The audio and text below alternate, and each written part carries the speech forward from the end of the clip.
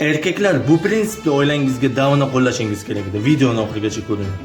Oyda bir marta ovqat qilinishidan oldin hamma uyga bo'lish shart deb o'sha kunni belgilashingiz kerak. Va o'sha kuni hamma ovqat qilinishidan oldin yetib kelish kerak.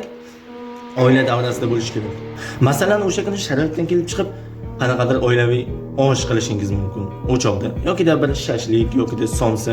Kimdir masalan ko'chani supurishi mumkin, kimdir uylarni, kimdir u yoqda yig'ishtirsin, kimdir bunisini, kimdir ovqatga masalliqlarni tayyorlasin. Va hokazo.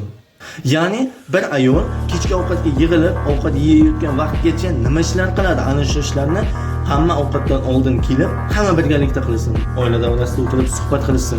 Farzandlarni kim bo'lish haqida, nimaga qiziqish haqida suhbatlar qiling. Qaysi fanni yaxshiroq o'qiyapsan, qaysi fanni tushunishing osonroq bo'lyapti. Shu kezda uning bir kelajakdagi kasbini aniqlashtirib borasiz. Uni 7-8 yoshida aniq bir kasbga yo'naltirganingizda, u albatta o'sha 18-20 yoshida Ronaldo, Messidek taniqli, o'zining yo'nalishidagi tengi yo'q eng kuchli insonlardan bo'ladi.